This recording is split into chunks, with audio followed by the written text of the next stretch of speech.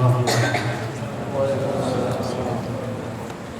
Alhamdulillah, nahmaduhu wa nasta'inuhu wa nastaghfiruh wa na'udzu billahi min shururi anfusina wa min sayyiati a'malina. Man yahdihillahu fala mudilla lahu wa man yudlil fala hadiya lahu. Asyhadu an la ilaha illallah wahdahu la syarika lahu wa asyhadu anna Muhammadan abduhu wa rasuluh sallallahu alaihi wa ala alihi wa ashabihi wa man tabi'ahum ila yaumil din. Ya ayyuhalladzina amanu taqullaha haqqa tuqatih wa la tamutunna illa wa antum muslimun. Ya ayyuhan nasu taqu rabbakum alladzi khalaqakum min nafsin wahidah wa khalaqa minha zawjaha wa batha minhuma rijalan katsiran wa nisaa'a wattaqullaha alladzi tasaaluna bihi wal arham innallaha kana 'alaykum raqiba. Ya ayyuhalladzina amanu taqullaha wa qulu qawlan sadida yuslih lakum a'malakum wa yaghfir lakum dhunubakum wa may yuti'illaha wa rasulahu faqad faza fawzan 'azima. Amma ba'd, fa inna asdaqal hadithi kitabullah wa khairal huda huda Muhammad sallallahu alaihi wasallam wa syarrul umuri muhdatsatuha wa kullu muhdatsatin bid'ah wa kullu bid'atin dhalalah wa kullu dhalalatin finnar. Ayo ikhwan, jazakumullahu wa iyyakum wa akhwati fillah, jazakumullahu wa iyyakunna. Puji syukur hanya milik Allah Subhanahu wa taala di hari ini, di malam yang berbahagia ini. Allah Subhanahu wa taala memberikan kesempatan kita untuk bisa hadir duduk di majelis ilmu syar'i di tempat yang mulia, yaitu rumah Allah Subhanahu wa taala, yang merupakan kenikmatan yang begitu agungnya yang wajib kita syukuri. Tidak setiap orang mendapatkan kenikmatan yang kita rasakan pada saat sekarang ini. Salawat serta salam tercurah pada Nabi besar Muhammad sallallahu alaihi wasallam serta keluarga beliau, para sahabat beliau dan umatnya yang selalu mengikuti dan membela sunnah-sunnah beliau. Semoga yang hadir dan mendengarkan kajian ini termasuk bagian orang yang mengikuti dan membela sunnah-sunnah beliau. Alhamdulillah, jazakumullahu wa iyyakum. Kita sampai pembahasan di mana setelah kita melakukan rentetan urutan dalam adab menuntut ilmu syar'i, kita ditugaskan untuk menyampaikan kepada siapa? Pada keluarga kita. Jangan sampai kita keliru kita mengurusi orang lain sementara keluarga kita tidak diurus. Keliru. Salah satu contoh saja, ada orang menawarkan jasa untuk memperbaiki mobilnya, motornya, sementara mobilnya, motornya dia rusak. Percaya tidak? Itu tidak percaya. Begitu juga ada orang yang bilang saya bisa memperbaiki genteng bocor, sementara rumahnya bocor. Percaya tidak? Bisa percaya. Sama seperti agama ini, bahkan agama ini ialah hal yang mulia. Tidak boleh diserukan oleh orang-orang yang dia itu sekedar mengajari, tapi harus membimbing. Makanya seorang itu jadi orang tua itu mulia karena jadi pembimbing, bukan pengajar. Kalau pengajar itu ya sekedar menyerukan, mau berubah maupun enggak saya nggak peduli, itu mengajar. Tapi kalau pembimbing seperti Rasulullah Shallallahu Alaihi Wasallam, dibimbing, salah ditegur, di saat orang itu nggak tahu dilembuti, di saat orang itu udah paham dibentak, nah itu dibimbing. Tapi kalau di saat seorang itu menyampaikan udah selesai, ya udah hasilnya ya nggak tahu. Kalau saya punya kemampuan, saya pengen bimbing saya datangi satu-satu, udah praktek belum saya kemampuannya sedikit untuk datang satu-satu ngecek al-ikhlasu udah dipraktekin belum gitu mengangkat keberdoaan udah dipraktekkan belum. Harusnya kalau ini saya punya kesempatan datangi satu-satu, praktek belum praktek belum.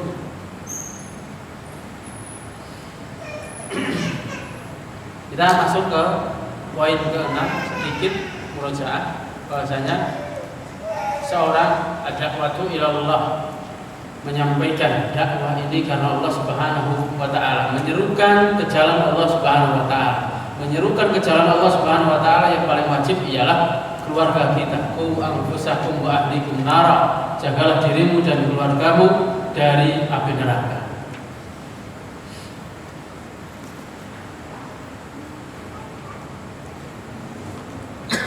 Kita masuk ke poin 7 karena kemarin kita sudah baca, kita sudah pelajari, yaitu al-amrus sabi'u. Poin yang ketujuh, al-hikmah. Ini nanti juga jangan keliru dalam menyampaikan orang itu hikmah atau orang itu berakhlak, itu jangan sampai keliru. Sebelum kita melanjutkan materi ini, Rasulullah itu hikmah tidak, berakhlak tidak beliau. Beliau pernah lembut, pernah galak, pernah keras. Nah kalau sepakat baru kita lanjut. Kalau nggak sepakat kita selesai sampai sini. Berarti apa? Yang kita pelajari ialah ada apa? Ada lembut nantinya, ada sedang, ada tegas, ada keras, ada galak, ada semua. Sebabnya apa? Rasulullah Shallallahu Alaihi Wasallam suatu ketika ditanya apa? Akhlak Rasulullah itu bagaimana? Al-Quran, kana khuluquhul Quran. Akhlaknya Nabi Shallallahu Alaihi Wasallam adalah Al-Quran. Isinya Al-Quran itu lembut doang, sampai keluarnya doang. Lembut saja, atau keras saja, tegas saja, atau sedang saja, lengkap. Keliru manakala seorang, makanya mulai ini gini soalnya. Kalau kemarin beberapa pertemuan kan lembut banget, sesuai pembahasan. Bahwasanya keliru manakala ada orang pengennya apa? Lembut terus keliru Pak. Begitu juga apa? Ada orang pengennya apa? Tegas terus keliru. Mohon maaf mungkin tadi ya bikin tegang panitia, biasanya 6:30 sudah nyampe. Sini belum nyampe karena lagi belajar kantor. Buktinya saya bawa sepatu.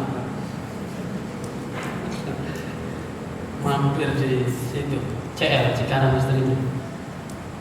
Dan syaratnya harus pakai sepatu. Ya udah diikuti aja.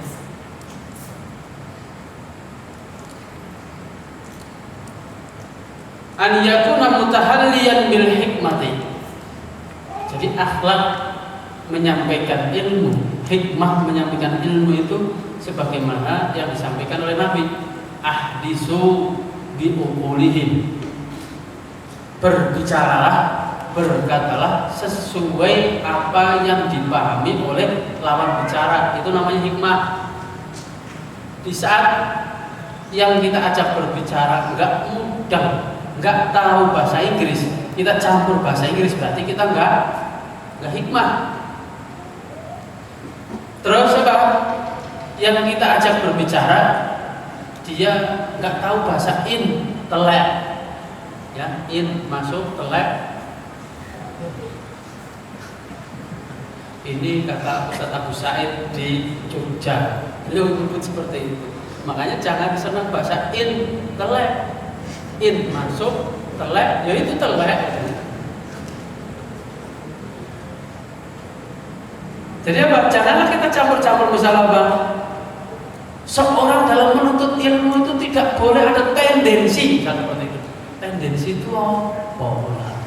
Ini enggak hikmah, Lah yang ajak berbicara, kita ajak berbicara siapa? Begitu juga apa? Mbak, ini itu bid'ah. Bid'ah itu apa? Enggak hikmah berarti kita. Hikmah itu apa? Berbicara sesuai apa yang ditangkap oleh lawan bicara kita. Makanya debat itu jelek sebabnya apa? Mengungkapkan sesuatu yang tidak diketahui biar ke pojok. Debatnya seperti itu. Jadi diungkapkan sesuatu yang dia tidak tahu. Kita ngomong apa? Biar diam. Nah, debat itu jeleknya di situ, tidak hikmah. Nanti dijelaskan di sini ya. Makanya di sini contohnya berkaitan dengan Arab Badui yang kencing di masjid. Nah sekarang ada orang jelas-jelas apa salah dalam perilakunya dan yang lainnya, tapi pengen disikapi seperti Arab Badui yang apa Rasulullah hikmah kepadanya. Misal satu contoh lagi, misalnya juga apa berkaitan dengan kalau kita mau ngajak berbicara, Nabi itu kan ngurusi orang Arab Badui dan kencingnya di masjid. Situ kencing di masjid apa enggak? Kalau sekarang kencing di masjid itu tinggal nama, kan itu nggak bisa. Gak usah kencing di masjid apa? Iya Pak? Kencing di apa? Tempat wudu, wah habis itu orang. Perlu dibedakan. Ini saya dulu pernah menyampaikan ya, di tahun yang lalu, yaitu berkaitan dengan hikmah. Hikmah bisa akhlak, yaitu akhlak di saat kita menyampaikan dakwah kepada seseorang. Di saat kita melihat Ustaz Yasin dengan nada keras, itu beliau hikmah. Ustaz Abdul Hakim dengan nada keras, nada tinggi. Begitu juga kita mendengar Ustaz Badrul Salam dengan nada beliau yang lembut. Itu hikmah. Sebabnya apa? Siapa yang diajak berbicara, siapa yang didakwai. Itu Pak. Makanya di saat kita ini menuntut, Ustaznya galak, misalnya, itu keliru. Padahal kalau ini kita disikapi tegas, berarti kita ini sudah ke makom yang baik. Sebabnya apa? Tidaklah sahabat ditegasi kecuali mereka paham. Jadi di saat kita ditegasi itu, harusnya kita senang. Sebabnya apa? Kita harus tuntut, berarti saya dianggap paham, gitu loh. Misal satu contoh, siapa yang ingat Nabi Shallallahu Alaihi Wasallam menarik paksa salah satu sahabat pakai cincin, namanya siapa? Ya udah, pakai bulan kalau dilupa. Ini Arab Badui bukan? Bukan. Sebabnya apa? Ditarik paksa, sambil ditarik paksa terus dibentak lagi. Kamu pengen mengambil apa? Api dari neraka. Berarti apa kan? Sudah tegas sama keras. Tegas sama keras. Beliau hikmah tidak? Hikmah. Begitu juga bagaimana siapa? Ka'ab bin Malik 40 hari 40 malam mati kening. Bukan. Mati kening. Mana lagi apa? Dihajar, ditahdir dan dihajar. Hikmah tidak? Hikmah. Tapi kalau pernah nggak ada Arab Badui dihajar? Nggak ada. Menunjukkan berarti tingkat keimanannya Ka'ab bin Malik itu tinggi. Nggak ikut perang apa Pak? Nggak ikut perang apa? Tabuk, betul. Kenapa? Di perang Tabuk itu kok Utsman bin Affan dan orang-orang kaya tidak memberikan sedekahnya untuk perang itu.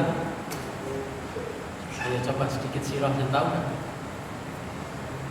Karena paceklik waktu itu susah.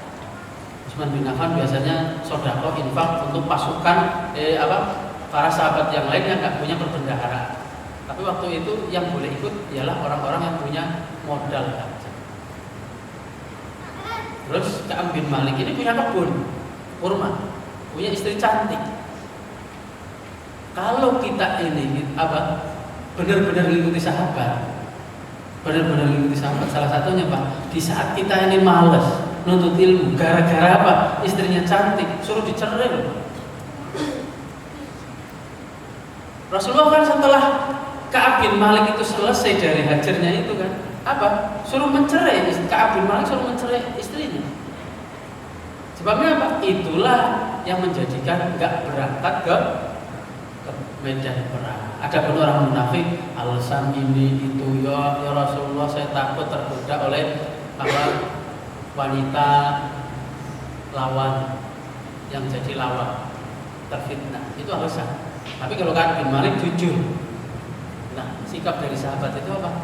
Tidak ditunggu sampai disuruh ngaku Pak. Kalau kita sampai dipaksa, sahabat ngaku. Kenapa kamu itu kok nggak berangkat perang? Kurma mupahannya ya Rasulullah. Begitu juga apa? Istriku beautiful. Ngaku. Kalau kita tambah bodohnya sebabnya apa? Sudah kesalahan, belok lagi alasannya Pak. Gitu loh. Di rumah ada kegiatan penting apa? Pelon, nempel molor. Pentingnya di sebelah mana? Jadi seorang dalam menyerukan agama itu harus punya hikmah. Begitu juga bukan lagi anak membawa materi ini itu apa? Biar nanti anak tidak disalahkan apa? Oh itu gak hikmah, bukan dalam rangka pembelaan apa alur pembicaraan ataupun penyampaian, enggak. Tapi anak akan sampaikan dua-duanya, lembut dan tegas dan lembut. Haitsu yaqulu ta'ala, ini hukum asal ya, hukum asal seorang itu dalam menyampaikan sesuatu harus hikmah. Apa ini? Di sini lembut. Al-Baqarah ayat 269.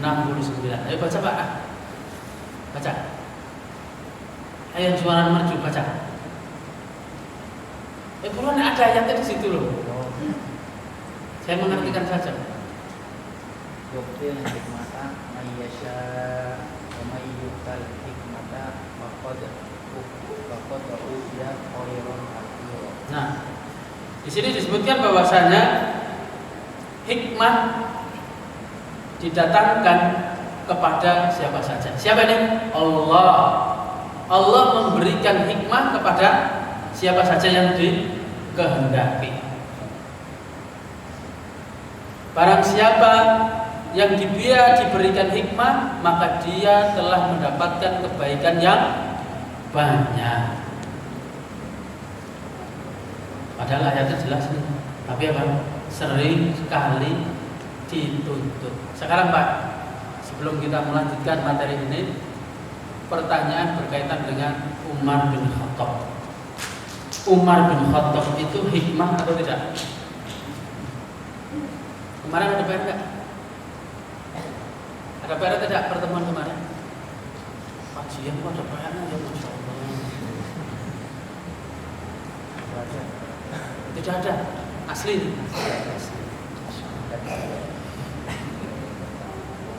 Umar bin Khattab berakhlak tidak? Berakhlak tidak? Hikmah tidak? Oh bisa tahu Pak dari mana? Masya Allah. Luar biasa. Betul. Karena beliau lembutnya pakai dalil, galaknya pakai dalil. Siapa yang di dalam ayat Al-Lahab tabat yada abi lahab wa tab? Siapa yang di situ jadi pembicaraan? Hah? Abu Lahab. Abu Lahab itu siapa? Paman Rasulullah. Yang baik atau yang jelek? Jelek. Makanya kalau siapa yang punya kitab Baina Yaday di rumah, dicek di Sajaratul Usrati Rasulillah sallallahu alaihi wasallam. Jadi pohon, bukan pohon kurma, bukan. Pohon keluarganya silsilah Nabi. Enggak ada Abu Jahal, enggak ada Abu Lahab, enggak ada. Yang dicantumkan paman yang baik Hamzah. Seperti itu. Siapa anaknya Abu Lahab? Siapa yang ingat dan jadi sahabatnya Rasulullah? Siapa yang ingat anaknya Abu Lahab? Oh, bulan lagi karena dilupakan. Ya kan dia gampang kan. Astagfirullahaladzim. Makanya di saat mikirin ya Pak kalau capek itu. Makanya suatu ketika Ikrimah bin Abu Jahal datang kepada Nabi Shallallahu Alaihi Wasallam dengan mengucapkan, ya Rasulullah, si tua bangka mau mati. Benar Pak, ucapannya seperti itu. Ya Rasulullah, si tua bangka mau mati. Sekarang pertanyaannya, Ikrimah ini hikmah atau tidak? Hikmah tidak? Udah bingung ya. Hikmah tidak? Kenapa hikmah? Karena orang jelek. Loh, orang tua kandungnya loh Pak. Orang tua kandungnya. Iya. Nah, ini ujian untuk hikmah atau tidak. Hikmah tidak Ikrimah? Dengan mengatakan si tua bangka mau mati, bukan meninggal, mati. Dan dengan mengucapkan ada tua bangkanya. Udah tua bongkok kan gitu.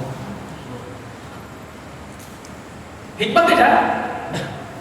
Hikmah. Sebabnya apa? Kecintaan kepada orang tua harus lebih di bawahnya kecintaan kepada Rasulullah Shallallahu Alaihi Wasallam.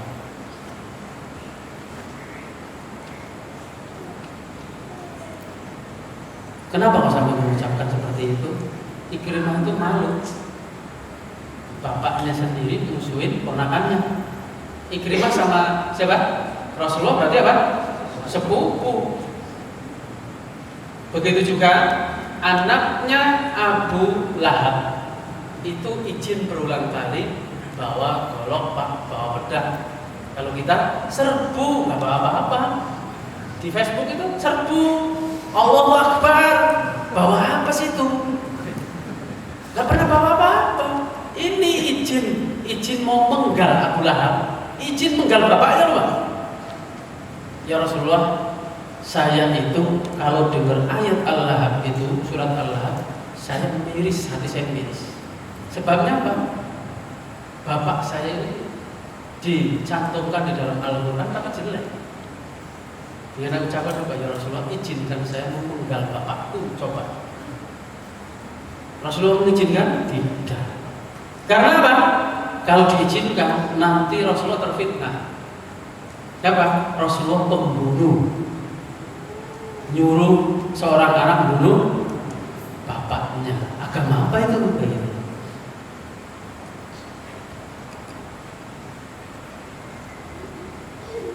Nah, kalau bahasanya ini, hikmah itu apa sih Pak? Aduh, nanti tolong diterjemahkan ya. Sumeh. Apa sumeh? Gerak. Ya bukan tambah susah, saya tambah saya nggak tahu. Gerak. Nah, murah senyum. Ya, apalagi? Ayo, apalagi? Kalem. Hah? Ramah. Terus? Luas. Apalagi?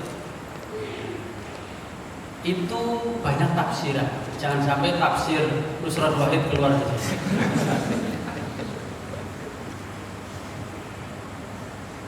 Tapi kalau hikmah itu yang tadi saya jawab Bapak Sugeng, hikmah itu ialah senyum pakai dalil, galak pakai dalil, itu hikmah. Silahkan mau menyampaikan hikmah adalah, hikmah ialah, hikmah sama dengan, hikmah yaitu, silahkan. Tapi dalam agama, hikmah adalah pakai dalil, hikmah. Begitu juga apa?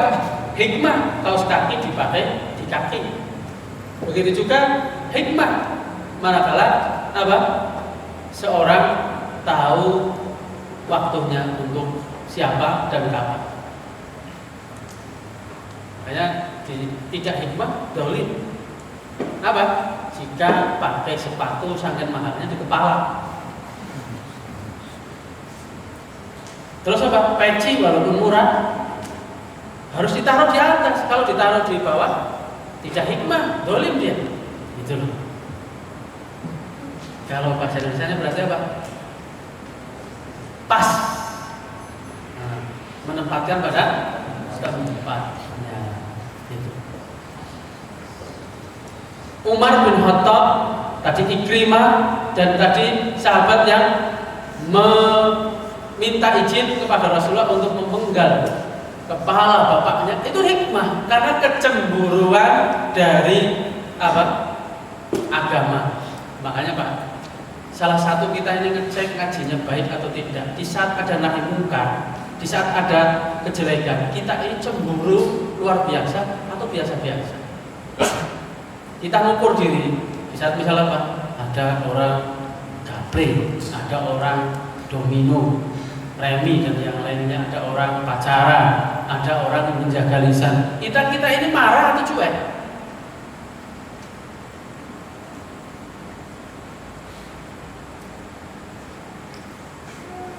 Bahkan kita ini sering, pernah Anda sampaikan kan, banyak ngambil cari selamat sendiri. Padahal apa? Pak Slamet nggak datang di sini. Ada Pak Slamet di sini. Cari selamat sendiri. Orang yang berdiam dari kemungkaran itu memang selamat Pak secara dohir. Tapi dalam kehidupan dunianya Pak dia sendiri ataupun pas giliran nantinya meninggal, siapa yang mau nolong? Orang yang ditolong oleh Allah Subhanahu Wa Taala itu salah satunya ialah dia itu mau nahi mungkar di dunianya. Kita ini ngaji, amar ma'ruf, sholat, amar ma'ruf, senyum, amar ma'ruf. Pokoknya melakukan ke semua kebaikan amar ma'ruf. Nahi mungkarnya kapan?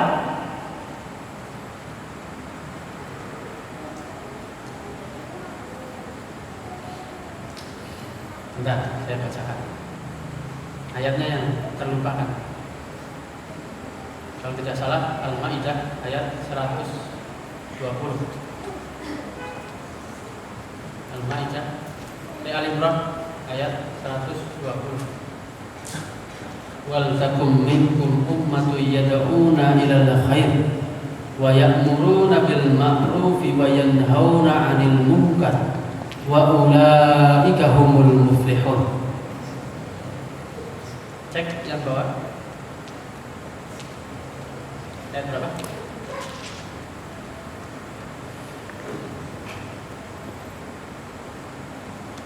104, mohon maaf. 104 itu berkaitan dengan seorang dibilang, dikatakan, disampaikan dia itu melakukan kebaikan kalau terpenuhi dua syarat, amar ma'ruf dan nahi munkar. Yang Bapak Musa dicek artinya enggak? Artinya apa coba? Hah? Artinya saja. Al-Imran ayat 104. Dan hendaklah di antara kamu. Kalau depak itu dan hendaknya, keliru artinya. Nanti dulu ya. Wal takum itu artinya apa? Dan wajib. Kalau hendak itu kan saran doang, Pak. Ya betul kan? Nah, saran. Hendaknya kalau minum itu ya minum yang putih, tapi saya pengen teh. Gimana dong? Kan kayak gitu. Nah, gitu. Wajib. Makanya yang bisa tahu arti sesungguhnya ya orang yang bisa bersahara. Terus Ada segolongan orang yang menyuruh kepada kebajikan, menyuruh berbuat yang ma'ruf dan mencegah dari yang munkar. Dan mereka itulah orang-orang yang beruntung. insyaallah orang-orang yang beruntung. Yang ngomong siapa? Allah Subhanahu wa taala. Yang menyampaikan Allah Subhanahu wa taala. Sebelum kita masuk ke poin hikmah ini, itu apa? Kita perlu tahu, orang disebut berpakaian, Pak. Pakai celana saja atau baju saja atau dua-duanya? Dijawab yang bareng. Kok bisa, Pak? Kalau misalnya ada orang keluar pakai celana, orang itu berpakaian atau bercelana? Oh, bercelana. Baru tahu istilahnya saya.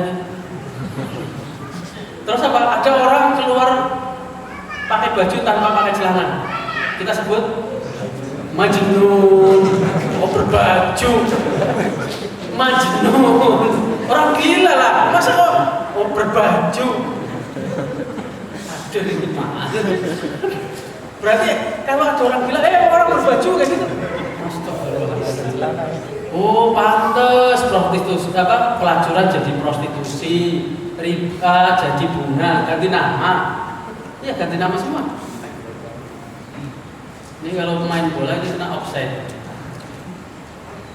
Jadi jamaah yang dimuliakan oleh Allah Subhanahu wa taala sama. Misal ini kebaikan, yaitu apa? Itu apa? Di dalamnya ada amar ma'ruf, ada nahi munkar, nggak boleh satu. Kita pakaian saja harus dua kok. Kebaikan disebut kebaikan itu kalau amar ma'ruf nahi munkar. Betapa banyak sekarang ini kita hidup ini berani mengungkapkan atau berani melakukan amar ma'ruf tapi takut untuk nahi munkar. Misalnya Pak Ustaz, tolong nasihati teman saya gini-gini, bilang antum kan punya ilmunya, saya masih takut menyinggung perasaan. Nah itu nahi munkar. Resikonya kenapa? Apa? Resikonya tinggi karena pahalanya tinggi. Antara orang amar ma'ruf dengan nahi munkar itu lebih resiko mana?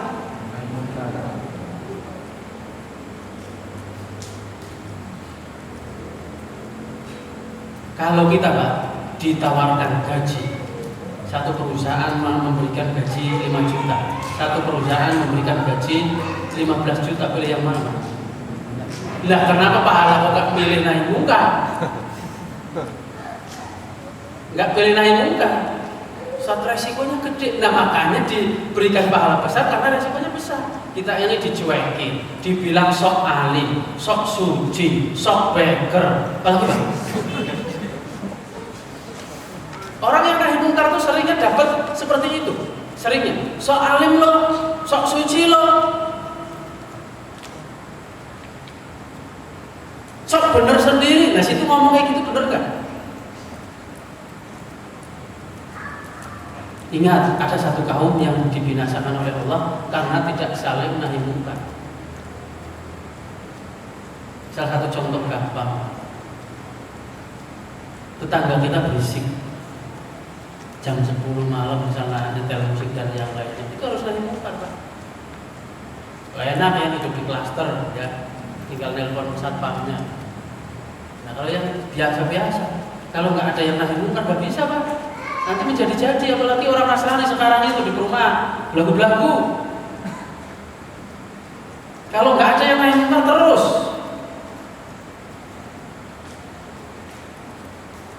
apa fungsinya? Antum punya jenggot, apa fungsinya celananya gantung, apa fungsinya ngaji? Kalau nahi munkar nggak berani.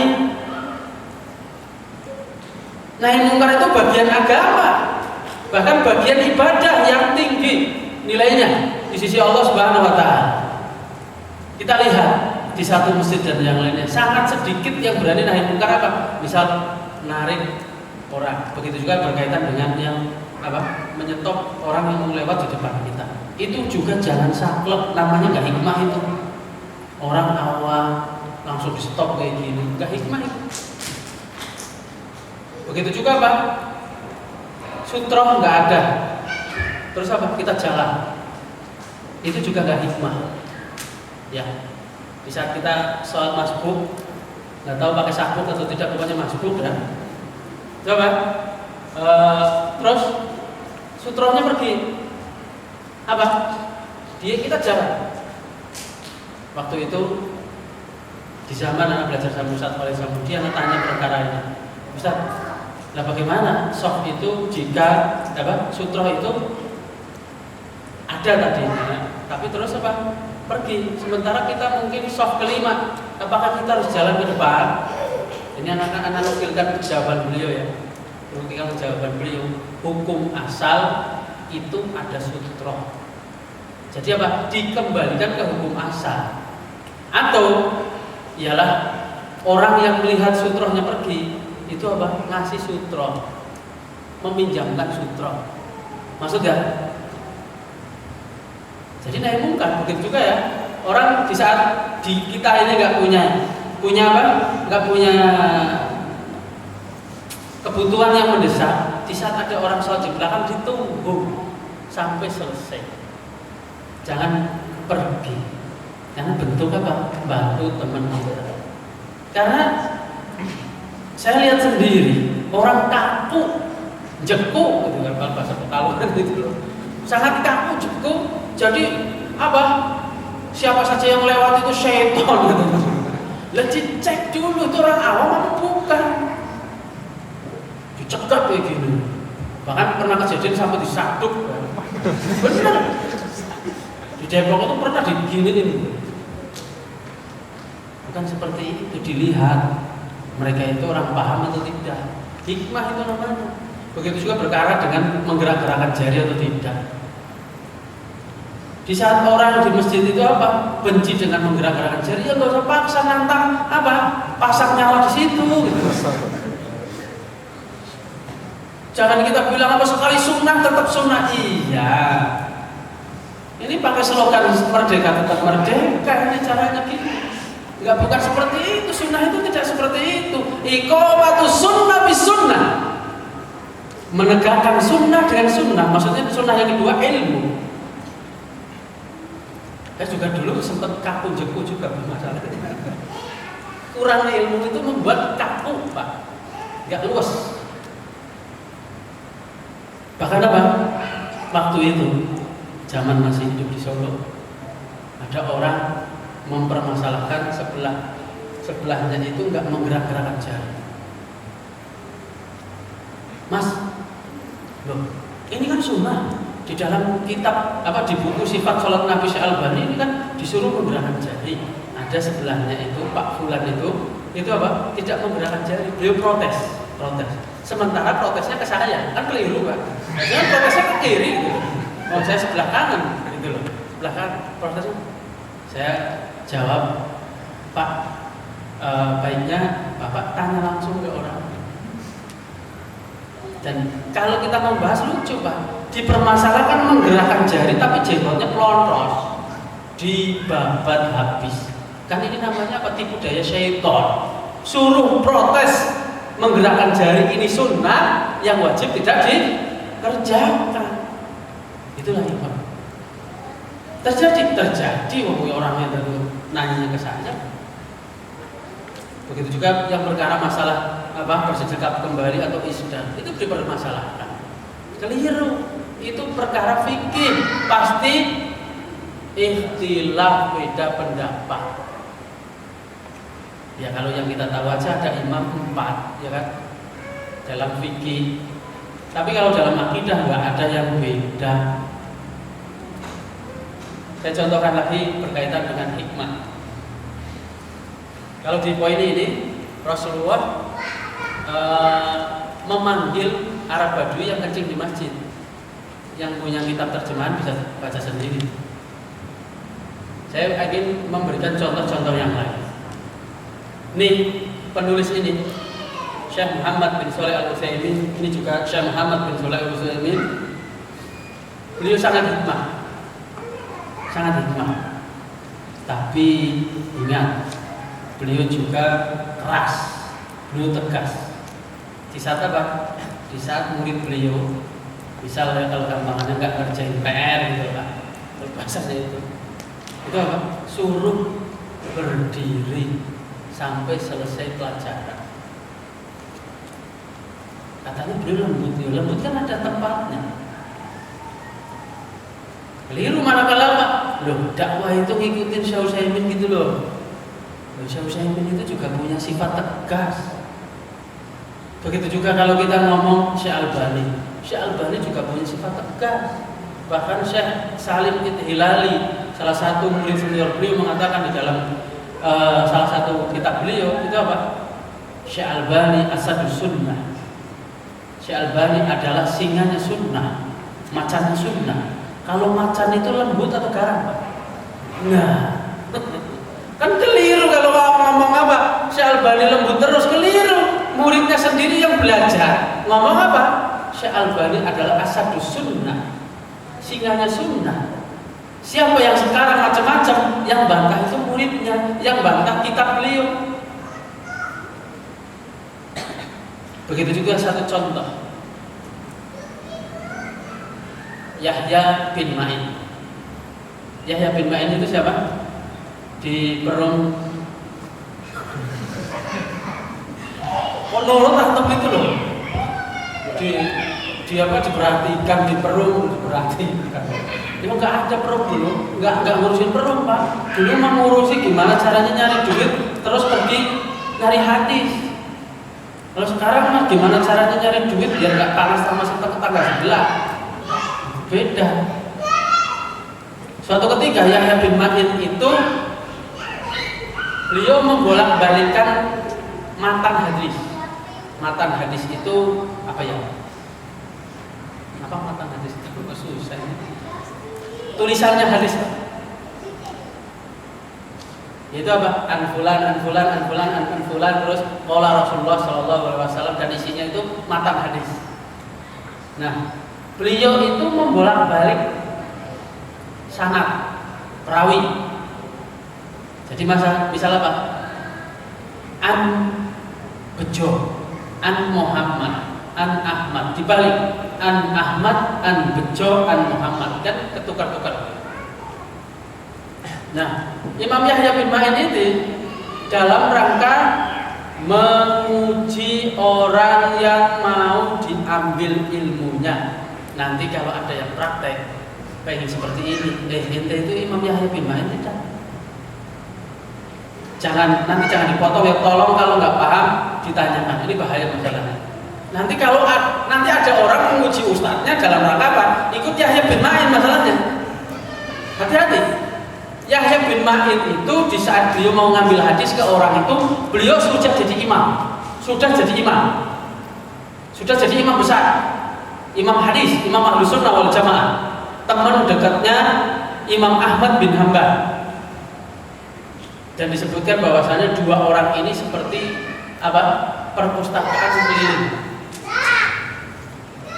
Biasanya mau tanya hadis, pokoknya dua orang ini itu jago gitu. Ya, kalau kita ini pengen menguji tingkatannya harus seperti Imam Yahya bin Ma'in, harus jadi ahlul hadis dulu gitu. Nah, Imam Yahya bin Ma'in itu ngecek orang ini itu amanah tidak. Kalau yang diuji itu dia marah, berarti ini amanah. Dia membela Rasulullah. Benar Pak. Yahya bin Ma'in ditendang sini sampai glosor.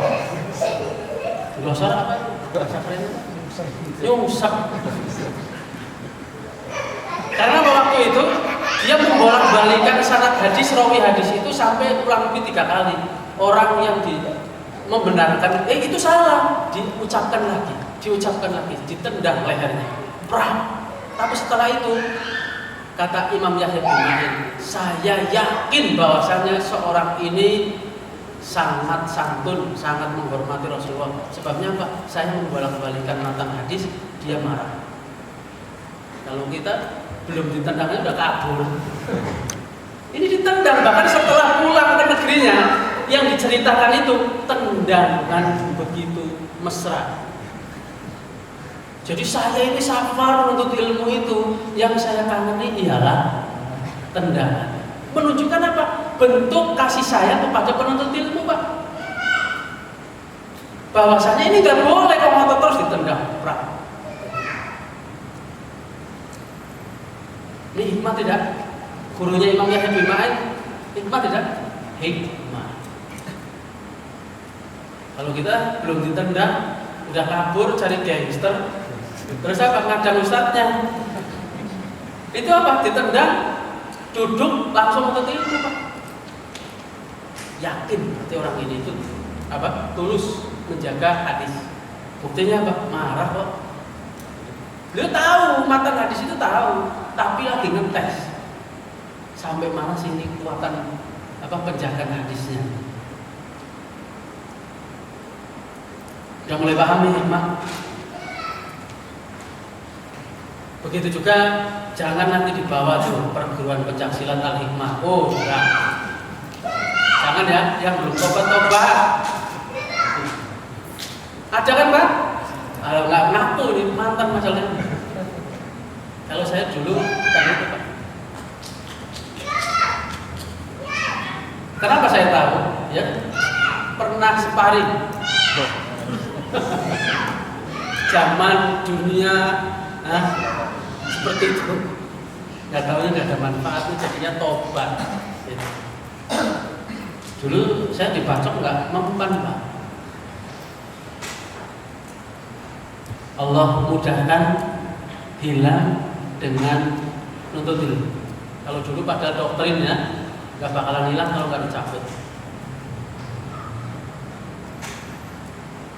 Jadi setiap menuntut ilmu terus mendengar tilawatul Quran itu merinding, badan itu menggigil, nggak taunya proses keluar.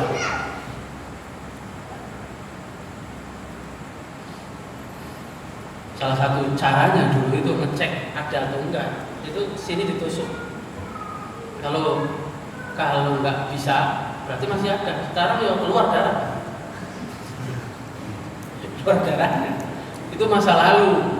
Yang kita ini bisa menjelaskan di saat ada orang cari kanuragan, udah jadul. Sekarang keren itu gimana bisa baca kitab, itu keren. Itu gimana bisa bahasa Arab, itu keren. Tenaga dalam tenaga. Jadul Pak. Dan naudzubillah min dzalik, dulu di doktrin itu tenaga dalam yang dulu saya cari itu katanya apa? Bisa melawan malaikat. Naudzubillah min dzalik. Di saat kita ini kan bisa jawab katanya apa, ditantangin pakai tenaga dalam. Yang ngajarin nyungsep kena petir di sawah. Benar. Udah mati orang.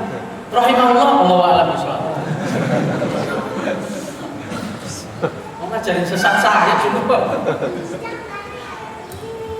Dan saya itu punya tipe nggak mau setengah-setengah. Makanya di saat di sini itu ngajinya setengah saja, saya nggak mau ngajarin, nggak mau. Jadi bagaimana rasanya sampai tingkat tinggi? Dulu satu tingkatan lagi, udah 11. Ini saya menyampaikan seperti ini juga dalam rangka hikmah. Siapa tahu nanti ada yang masih melakukan, saudara dan yang lainnya. Tuh, Ustadz yang ngomong di situ itu pernah bertobat. Dan saya ganti-ganti perguruan udah sering berbayar. Pernah dengar kenanga putih? Belum pernah kan? Belum pernah. Kalau dulu itu ada kaidah, Masya Allah. Ada kaidah. Semakin perguruan pencak silat itu nggak terkenal, semakin samar. Oh betul Pak, betul. Tapi punya kelemahan. Kalau berantem pakai baju merah kalah. Makanya dulu nggak ikut PDIP.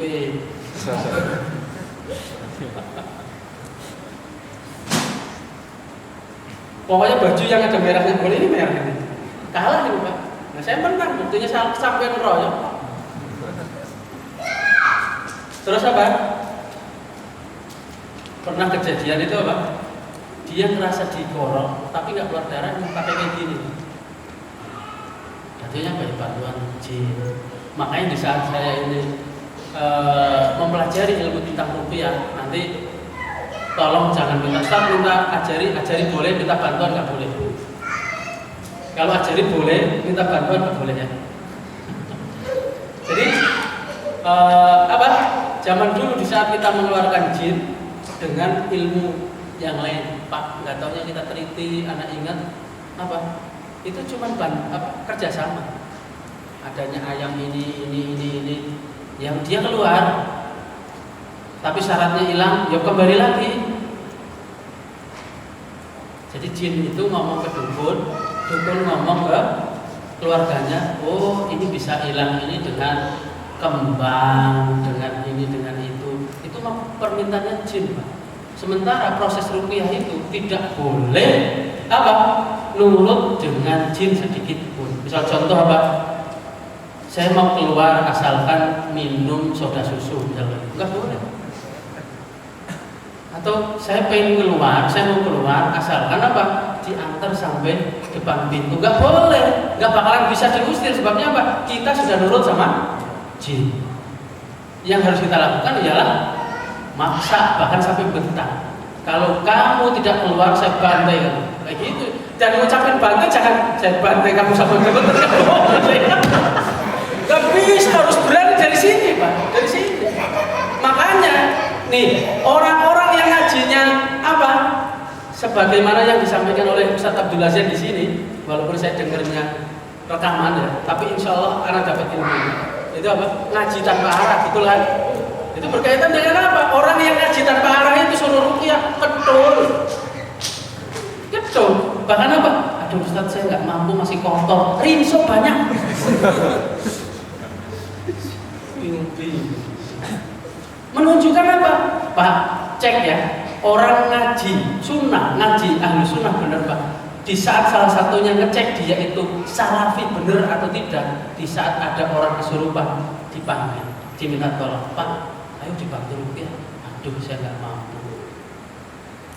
Dan kita ini tujuannya apa? Ya misalnya kayak Yahya bin Ma'in tadi, Imam Yahya bin Ma'in ngecek ini orang ini bener apa enggak sih ngajinya.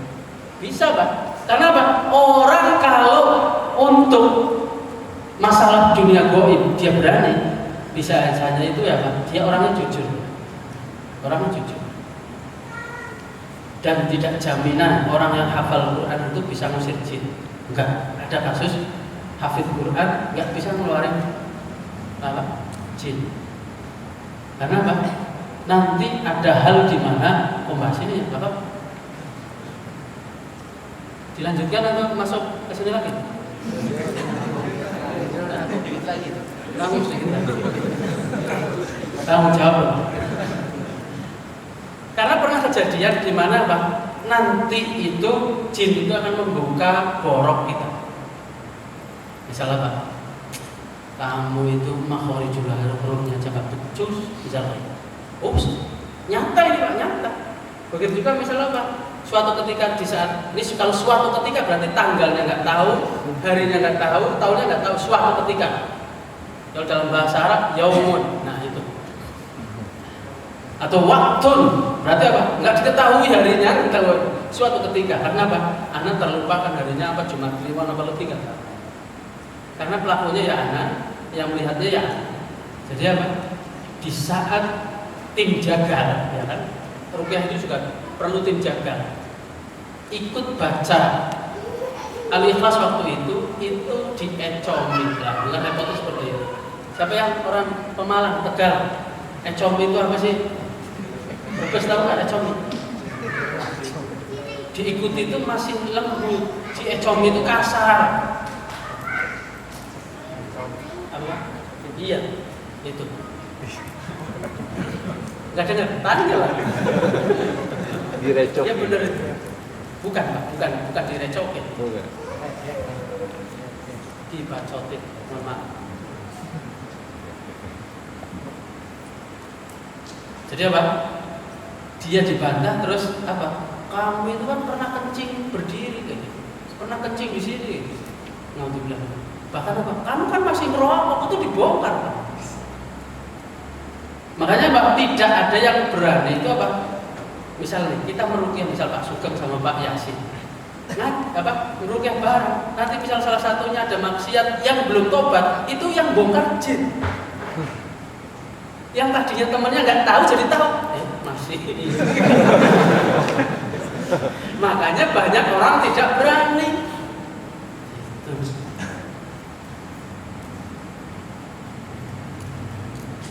Kalau pengen dengar, ada juga diannya ada nggak? Ada kan? Dicari Pak, ada rekaman tentang apa? Tentang tata cara meruqyah. Ada. Yang ngomong ya ini orang dan resikonya tinggi. Sebabnya Pak, di saat kita kuat, jin yang keluar itu dendam dan akan mencari keluarga kita dan terus penjagaannya luar biasa. Pernah suatu ketika itu anak meruqyah orang terus dilupakan untuk ngasih tahu lagi proses ruqyah. Besoknya istri anak itu sininya apa? Ada sesuatu yang jalan sampai ke alis. Di ruqyah 3 hari, alhamdulillah hilang. Dan jangan sekali-sekali meruqyah dalam keadaan capek. Jin akan masuk ke kita. Udah, kita jangan bahas. Nanti kalau misal butuh pengajarannya, insya Allah diajari, tapi tidak boleh minta bantuan. Karena sebabnya apa? Ya, kita ini berarti apa? Nggak berani praktek. Maka di situ itu bisa, walaupun tidak menjadi tolak ukur secara mutlak. Waktu itu Ustaz Maududi Abdullah menyatakan apa? Siapa yang pengen ngecek dia itu salafinya kadarnya berapa di saat ruqyah. Tapi nggak bisa jadi ukuran mutlak, tapi bisa jadi ukuran gitu. Karena apa? Disitulah nampak jelas mana bacaan yang ditakuti, mana bacaan yang cuma diecomi tadi. Jadi misal contoh apa Pak? Waktu itu saya membaca Al-Baqarah, orang itu nggak bisa Al-Fatihah saja kok nggak bisa, apalagi Al-Baqarah. Tapi setiap saya baca surat Al-Baqarah, dia nyalip itu sampai 2 ayat. Anaknya itu sampai geleng-geleng. Ibu saya ini nggak pernah baca Al-Quran ataupun pernah apa? Belajar Al-Quran. Tapi keluar Al-Quran apa? Itu dalam rangka apa? Bikin don kita. Makanya awal-awal itu kita nggak boleh ruqyah sendirian. KU Pak. KU gitu. Harus estafet, pakai tim. Begitu juga jangan pakai tim pemburu hantu, jangan. Itu tarifnya itu berapa Pak? 1 jam itu sekitar 5 juta sampai 7 juta. Kalau ruqyah nggak ada tarifnya. Enggak. Bahkan disebutkan apa? Sejelek-jeleknya maisha ialah ruqyah dan bekam. Yang apa? Yang mentarif. Makanya apa? Ditulis pusat bekam. Yo, pusat sesat. Mau sejelek-jeleknya apa? Sejelek-jeleknya maisha.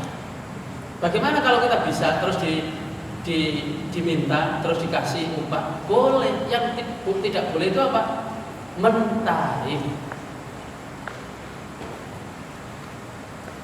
Itu salah satu materinya berkaitan dengan bekam dan ruqyah itu seperti itu. Nah, kan nggak boleh seorang itu hidup apa? Dengan bekamnya, dengan tarifnya.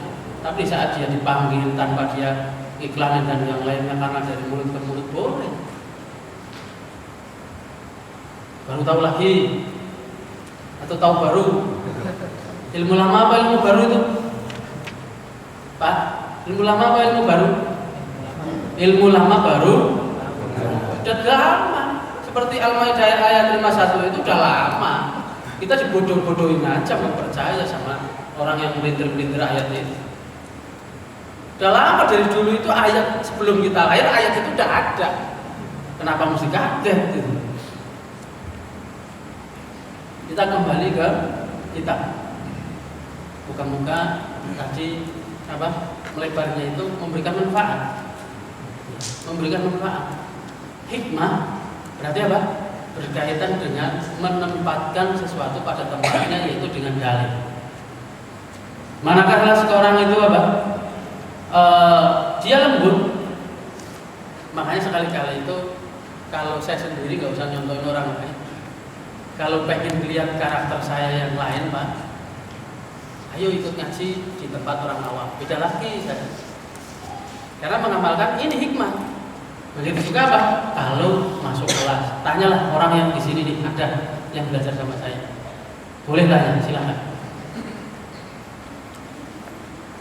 Bagaimana di kelas, bagaimana di Sifa Budi, bagaimana di musola orang awam, di masjid orang awam. Beda Pak sama? Beda kata mereka, bukan kata saya, kata mereka. Salah satunya ialah tiap ahad itu anak mengisi kajian di tempat orang awam, ya mereka dikirnya kencang dan yang lainnya alhamdulillah bisa diterima. Jadi salah satunya dengan peci seperti ini, pakai sarung dan seringnya panggilnya Pak Kiai bukan Pak Ustaz. Pak Kiai ini sudah datang. Pembahasannya apa? Pembahasannya setengah jam, tapi pertanyaannya bisa 2 jam setengah. Iya serius. Pernah itu kajian subuh itu saya boleh pulang itu jam 9. Ya karena ini kalau kita ingat zaman Rasulullah, ini kan badui semua nggak apa-apa. Lah kalau antum modelnya kayak gitu ya aneh.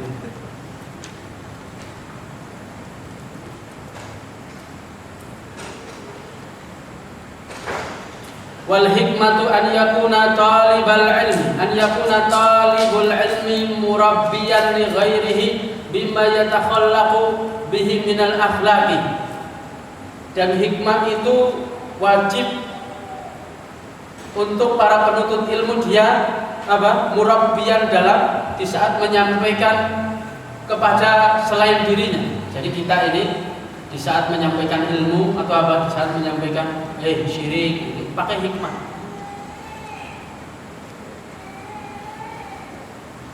Bima yatakhallaqu bihi minal akhlaqi, dengan berhias dengan akhlak yang sudah kita sampaikan. Akhlak itu bentuk hati atau amalan hati. Akhlak itu amalan hati. Adapun kita ini ngomong permisi Pak, itu bukan akhlak tapi adab itu. Itu adab. Akhlak itu amal hati. Sebagaimana disampaikan Syekh Utsaimin, al-akhlaqu suratun batinatun. Akhlak itu adalah gambar hati. Makanya orang yang sumeh senyum-senyum belum tentu berakhlak. Bisa jadi ada udang di balik batu. Itu loh. Atau yang lebih mudahnya obatnya belum diminum. Sebagaimana perkataan zaman dulu, yaitu di zaman Imam Ahmad itu bilang bahwasanya kalau ada orang lari-lari itu kemungkinan dua, penuntut ilmu atau orang gila. Kan seperti itu, Pak. Dibedakan dari mana? Larinya sama tapi dibedakannya itu bawa buku atau tidak. Jadi kalau larinya nggak bawa buku, itu orang gila. Di saat bawa buku, itu penuntut ilmu, ngejar majelis ilmu. Makanya sunnah Imam Ahmad sekarang itu belum saya jumpai, Pak. Belum. Yang ada itu yang mempraktekkan ialah para dai-nya, para ustadznya. Ya contoh gampang saja, saya lanjut ke sini kan. Kalau dulu mungkin pernah dengar antum, yaitu Imam Ahmad bin Hambal sama temannya, termasuk kalau nggak salah Imam Yahya bin Ma'in itu bukan Imam Yahya bin Ma'in Ma'in nanti Ma'in itu beli ikan sampai nggak sempet dimasak. Sebabnya apa, Pak? Sebabnya apa? Biar ngaku sendiri. Sebabnya apa? Karena ada majelis hadis lagi, majelis ilmu lagi. Jadi pas giliran mau masak, Mamat, kita itu Ahmad jadi Mamat juga. Ini ada majelis ilmu lagi, nanti ketinggalan jalan lagi, Pak. Kita ini kajian udah mulai, nanti dulu mie ayamnya belum habis. Santai bro, santai, tenang aja kan. Itu dalam kondisi lapar. Nih, majelis ilmu udah dibuka lagi, jalan lagi sampai dikatakan iklan itu busuk, Pak. Coba sekarang antum tadi hari ini ngaji, hari ini doang, malam ini atau tadi pagi udah ngaji. Bukan ngaji baca Al-Qur'an, bukan. Ada nggak? Kajian. Ada tidak? Loh kan? Udah gimana coba kita ngaku salaf gimana?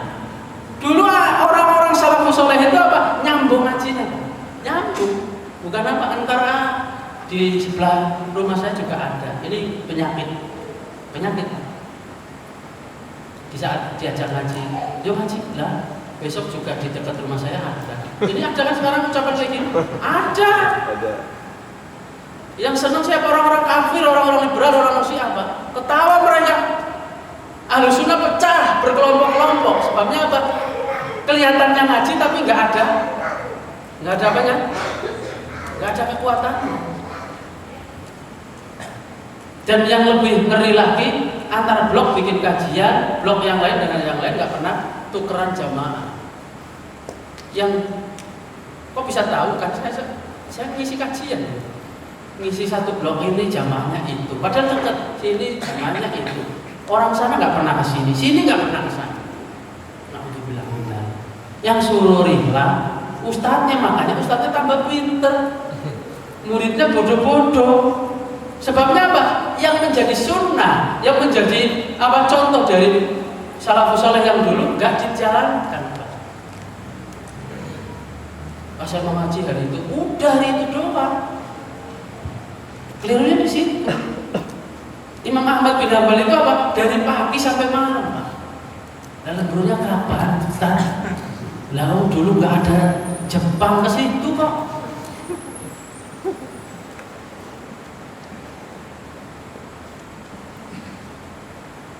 Makanya apa? Dikayakan. Kaya itu bukan banyak duit, Pak. Tapi sininya itu merasa kaya.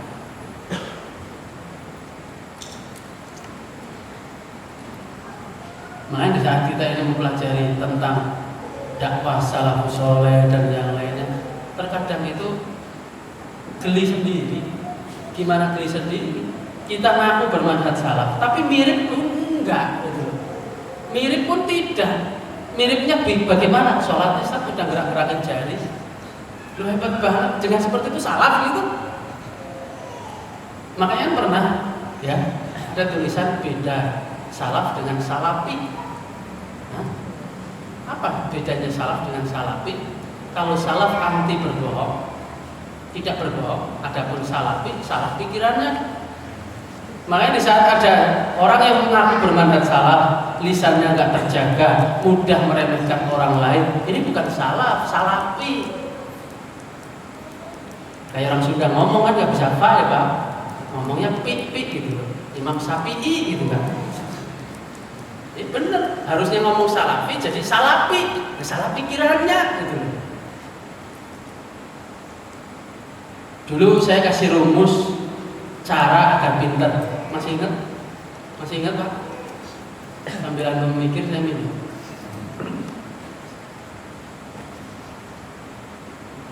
Rumus biar pintar.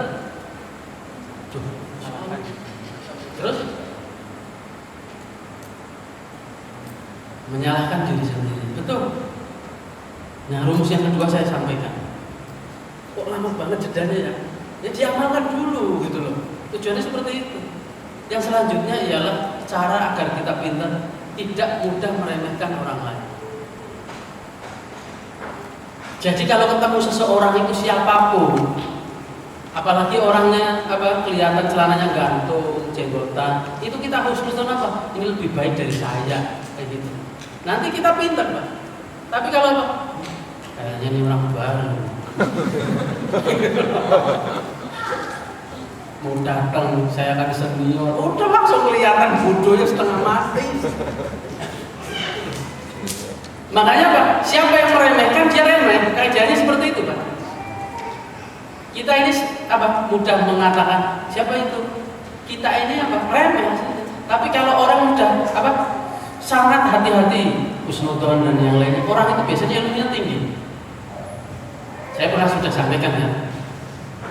Kalau saya ketemu ustaz-ustaz yang besar ilmunya, umurnya besar, itu nyaman. Misal belum lama saya ketemu Ustaz Fauzan, hafizallahu taala, mudir Madinatul Quran. Saya ini bukan siapa-siapa, tapi masya Allah, bagaimana akhlak beliau. Tapi sayangnya beliau itu susah dipanggil keluar. Itu sayangnya seperti itu. Bagaimana beliau itu ngobrol lama, tapi nggak nanya antum namanya siapa, antum alumni siapa, murid gurunya siapa, enggak. Sebabnya apa? Beliau husnudzon dan menyampaikan bahwasanya ana lebih baik dari beliau. Lalu bilang salah Ustaz, antum yang lebih baik dari saya. Baru tanya nama itu setelah apa? Mohon maaf Ustaz, minta nomor teleponnya, terus diketik, terus kan namanya nomornya kan udah kan tinggal nama, itu baru nanya Pak. Masya Allah, subhanallah, anak dapat pelajaran luar biasa. Itu caranya seperti itu. Yang kita ini tanyakan apa? Asfal, urusan dunia, kenalan, kerja di mana Pak? Astagfirullahaladzim. Rendah, pertanyaan itu rendah. Itu jangan ditanya, hidup berarti saya kerja gitu loh. Saya masih melek, berarti saya kerja. Gak usah ditanya sebabnya apa? Mungkin nanti itu menyinggung gitu loh Pak. Ya Pak, nyinggung. Bisa jadi kan kerjanya apa, dagang atau apa. Takut nyinggung gitu loh. Tanyanya yang berkaitan dengan agama nggak nyinggung. Jadi apa? Pas giliran mau dinamain itu apa? Nanya, mohon maaf Ustaz, namanya siapa? Tuh, baru nanya Pak. Bisa diambil akhlak ini beliau. Kalau penasaran silakan datang ke Madinatul Quran, ketemu sama Ustaz Fauzan, tapi belum tentu ketemu. Bagaimana beliau tahalliyan bil akhlaq. Jadi apa? Merasa bahwasanya kita ini lebih di bawahnya orang lain.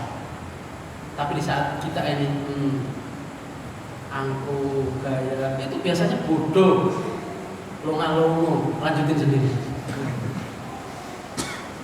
Udah meremehkan orang lain. Siapa itu? Harusnya siapa saya? Kayak gitu Pak. Jangan seneng apa? Siapa itu? Jangan.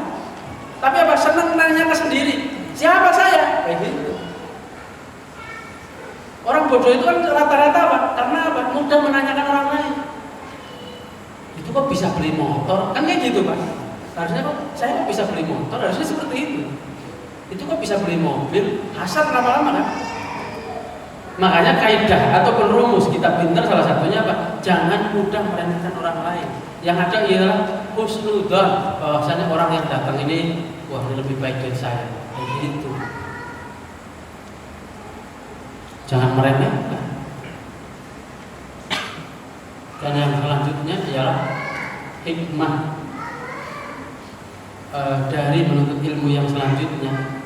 Kalau dulu saya sampaikan khusyatullah, hikmah yang selanjutnya kita berbuat dari menuntut ilmu itu apa? Bedakan nanti ta'assub dengan ta'aklid dengan membela. Beda loh. Ta'assub, taklid dengan membela. Beda Pak. Misal satu contoh, ya guru kita ini diomongin jelek, sementara kita tahu guru kita itu tidak melakukan hal itu. Tidak boleh seorang penuntut ilmu itu mendiamkan. Tidak boleh Pak. Wajib bagi dirinya membela. Nanti di sini dijelaskan sebabnya apa? Fa inna tiyabal alimi akbar wa akbar. Nanti dijelaskan di sini di poin yang kita tahu berapa. Itu disebutkan apa? Kenapa? Karena menghujat, menghibah, menghasut, mengadu domba para dai, para ulama ialah apa? Dosa besar. Dengan kita mendiamkan siapapun, ya, misal Ustaz Abdul Hakim, Ustaz Yasin dan yang lainnya, dai-dai kita, beliau itu, masya Allah, naudzubillah min dzalik. Karena nggak boleh kita ini mengucapkan ke salah satu dai dengan mengucapkan dia, nggak boleh. Dia kemana dia? Nggak boleh. Makanya dibilang apa? Sesopan-sopannya orang itu manakala apa? Orang yang nggak ada tapi ucapinnya masih sopan. Misal apa? Pak Yasin ke WC, karena bilang kayak gini. Dia mau ngapain? Songong saya ini. Sebabnya apa? Beliau lebih tua dari saya. Adapun saya ini duduk di sini, mohon maaf Pak, ya, yang berbaju putih kan lebih tua dari saya, lebih jauh. Kenapa saya duduk di sini? Karena saya lagi menyampaikan ilmu. Di saat saya nggak menyampaikan ilmu, haram hukumnya saya duduk di sini.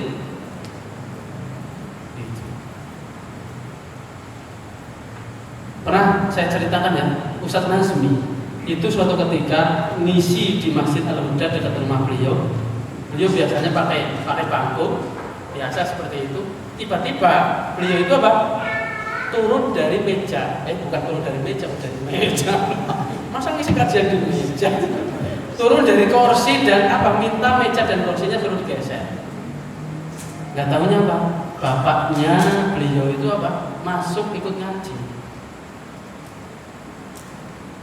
Menghormati siapa? Orang tua.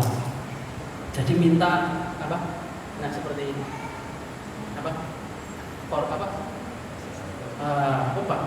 Meja kecil. Meja kecil ganti. Jadi saat misalnya apa? Ada orang tua, siapa dari keluarga katakan, ya harus turun, harus turun. Itu ada. Begitu juga saya ini minta ganti udah lama. Ini sudah diganti belum? Sudah. Ini panitia udah diganti belum? Porsi? Hah? Udah. Karena saya minta ganti, Pak. Bukan ganti yang bagus, enggak. Saya enggak mau. Ini silakan ditangkap, terserah antum lah. Tapi saya khawatir saya termasuk bagian orang yang tidak beradab. Bagian apa? Ustaz Khalid punya jadwal di sini kan? Porsinya sama. Saya nggak mau duduk di kursi yang dipakai oleh guru saya. Saya nggak mau. Khawatir itu bagian dari su'ul adab. Jadinya apa? Karena menyampaikan adab dan akhlak, antum nggak nyambung-nyambung. Sebabnya apa? Karena bagian termasuk orang yang nggak beradab. Makanya sudah lama saya ngomong ke panitia, tolong kursinya ganti. Kalau mejanya enggak, karena meja itu nggak didudukin. Katanya ini udah diganti, muka-muka udah diganti.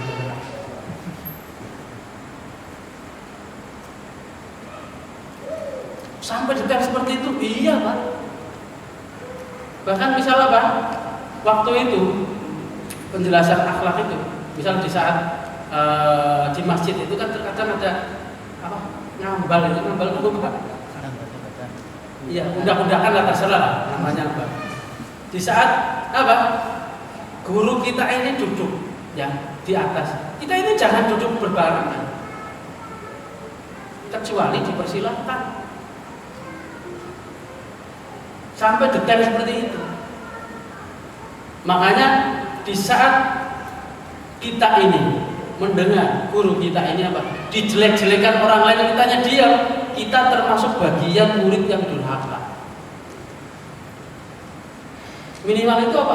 Jangan seperti itu, beradablah. Itu kita udah naikkan. Sebabnya apa? Dalil-dalil tentang berkaitan dengan ahlul ilmi itu banyak. Yarfa'illahu alladziina aamanu minkum walladziina utul ilma darajat. Terus apa? Inna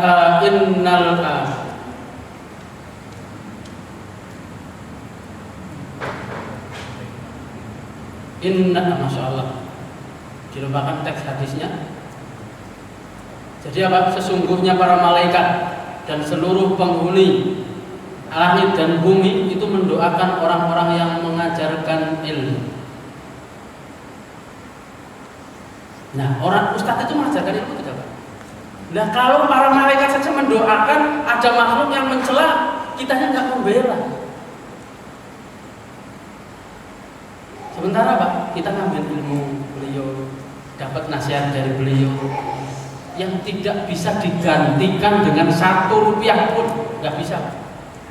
Sampai disampaikan apa? Kita jual rumah, jual mobil yang kita punya sawahnya, disampaikan ke ustadz kita, ke guru kita ngajarin ilmu, nggak lunas, nggak bakalan lunas. Makanya salah satu kewajiban yang dimiliki oleh seorang murid itu apa? Mendoakan gurunya. Itu kewajiban yang harus dimiliki oleh setiap penuntut ilmu. Dan saya pengen sedikit cerita. Hati-hati kalau misal seorang guru itu sudah mengucapkan apa? Itu bukan murid saya, siap-siap sesat.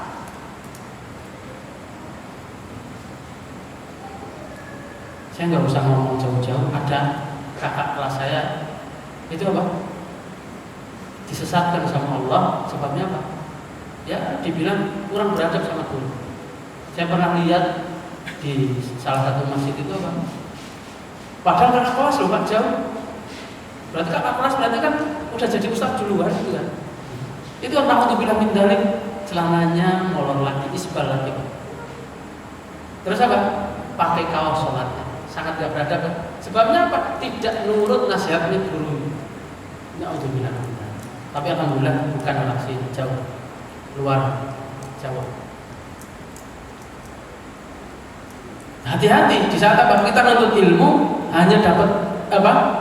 Pengennya dapat manisnya saja, tapi nggak mau nahi mungkar. Dan begitu juga nahi mungkar itu jangan pakai ini ya, jangan pakai ini. Nahi mungkar itu dengan sikap, dengan kita ini lisan, itu nahi mungkar itu namanya. Karena sebabnya apa? Sangat mudah sekali apa? Misal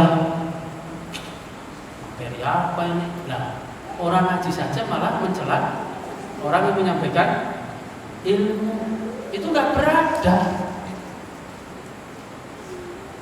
Makanya Pak, kalau antum itu punya rezeki lebih, saran saya Pak, Saran saya ini, menjawab, berdakwalah dengan beli buku itu terjemahan, kasihkan kepada orang-orang yang ngaku dia salafi tapi nggak beradab.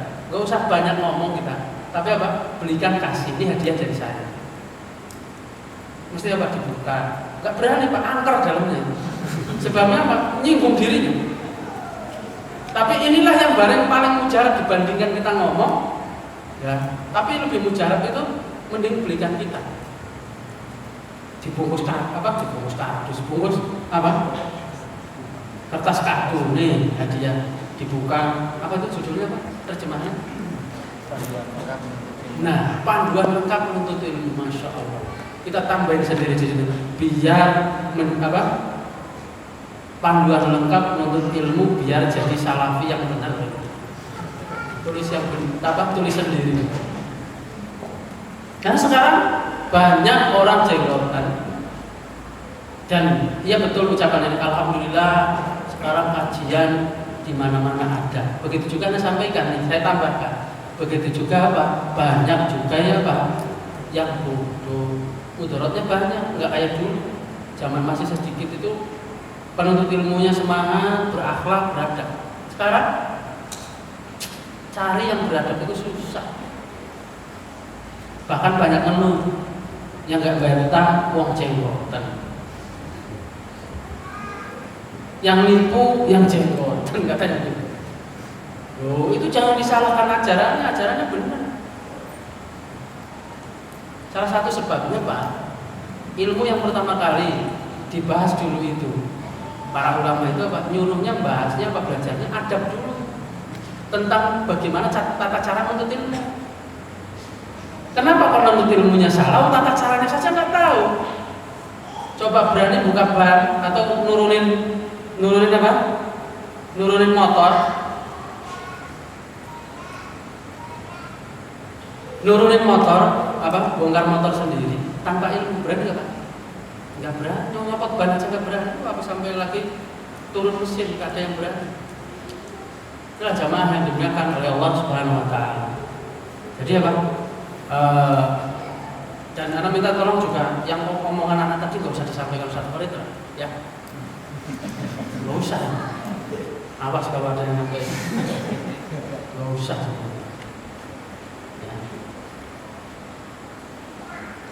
Kita lanjutkan bab hikmah ini insyaallah di episode yang akan datang.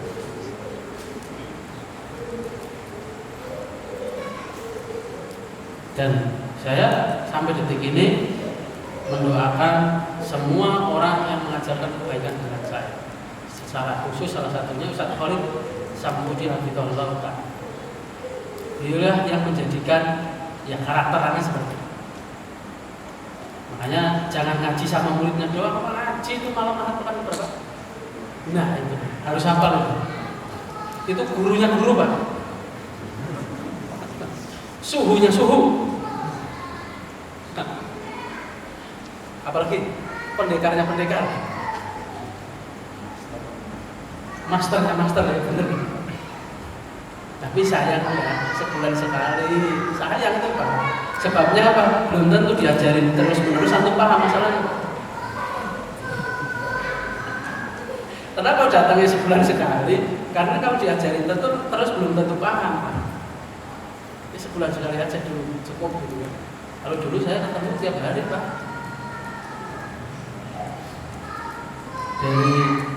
Dari bodoh, ya sekarang juga masih bodoh, sampai bisa baca kitab, sampai tahu fikih, tahu mustalah hadis, tahu belajar bulughul maram dari beliau. Makanya siapa saja yang dibilang jelek-jelekin beliau, dia akan berhadapan salah satunya dengan ini yang ngomong. Tentunya pembelaan karena kehormatan seorang guru itu tinggi. Makanya pernah saya sampaikan, bubarnya satu jamaah masjid itu masih mending dibandingkan bubarnya ustaz satu orang. Gak rugi Pak kalau bubar itu majelisnya atau gak mau ngaji gak apa-apa, nanti digantikan. Tapi kalau ustadz, oh susah Pak. Sekarang cek sekolah-sekolahan itu susah nyari apa? Susah nyari guru ya kan? Berarti menunjukkan memang guru itu susah. Keliru manakala ada orang yang membelai apa? Satu orang, tapi apa? Membelai temannya, tapi musuhin ustadznya. Keliru. Yang benar itu apa? Membelai orang yang ahlul ilmi. Saya buka pertanyaan dan pertanyaannya ada dari kertas ya. Perempuan? Ya. Oh enggak. Semi perempuan. Afan Ustaz, bagaimana caranya berhusnudzon pada seorang yang pada dasarnya saya tahu sifatnya dia belum ngaji, sering minta bantuan saya, tetapi ketika saya butuhkan dia tidak ada kabar, mohon nasihatnya Ustaz. Tadi saya sebutkan ikhwan, salah satu lebih baik dari saya itu misalnya Pak, berkaitan dengan tampangnya sama, baru lihat, baru ini, baru ketemu, kita husnudzon lebih baik dari kita. Jangan kita ini mentang-mentang lagi baca bahasa Arab, paling nggak bisa bahasa Arab. Jangan, hati kita ini jangan belagu gitu loh. Begitu juga apa? Kayaknya masih pakai celana jin, ini orang baru ngaji. Terus siapa kita tanya, baru ngaji apa? Belagu banget, jangan. Yang ada itu ialah kalau saya sering ngajarin ke ibu-ibu dan yang lainnya, kalau ada orang yang baru ngaji itu lembur pahala. Itu lembur pahala, dirangkul, diajak ngobrol. Jangan apa? Yang sering terjadi itu apa? Perempuan itu. Perempuan. Geng cadaran di pojok. Itu kan. Geng kerudungan belum cadaran di mana lagi? Geng belum ini di mana lagi? Nah, untuk bilang hindari. Pernah kan Rasulullah seperti itu? Pernah nggak sahabat seperti itu? Nggak pernah. Makanya apa? Merasa suci itu ya ini nggak hikmah.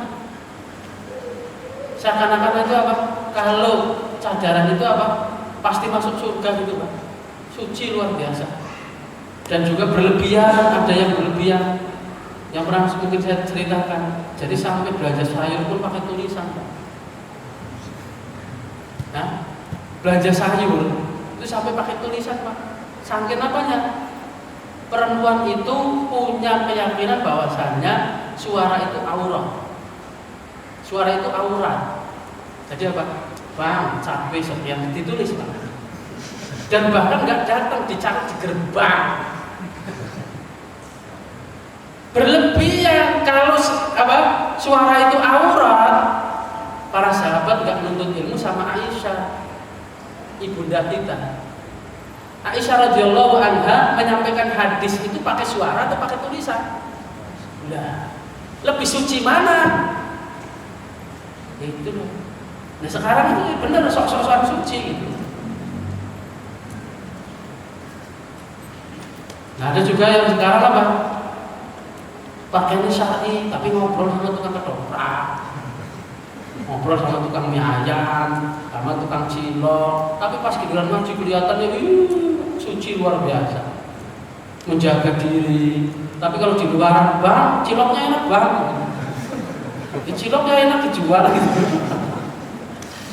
Itu ya Allah, ngeri. Rasa malunya itu dibuang. Malu sama orang yang sudah jenggotan, tapi nggak malu sama orang awam. Kalau ngaji apa kelihatan malu, punya malu banyak. Tapi pas giliran jajan dan yang lainnya nggak mau. Makanya wajib kita ini cemburu. Kalau belanja sayur, kalau kita pas di rumah diantar Pak, diantar. Terus apa? Jangan lama-lama. Cemburuan banget sih loh. Mending situ itu nggak saya bawa tombak. Lu zaman Nabi itu, zaman sahabat itu, perempuan keluar di pelataran apa di teras itu, di mana di halaman rumah, dibawain tombak. Itu loh hadis berkaitan dengan di dalam ada ular itu. Pas kita ditanya ada apa? Lihat sendiri ada ular. Saking menunjukkan sahabat itu apa? Pencemburu berat. Disebutkan apa? La yadkhulul jannah ad-dayyus. Tidak masuk surga orang yang tidak punya rasa cemburu.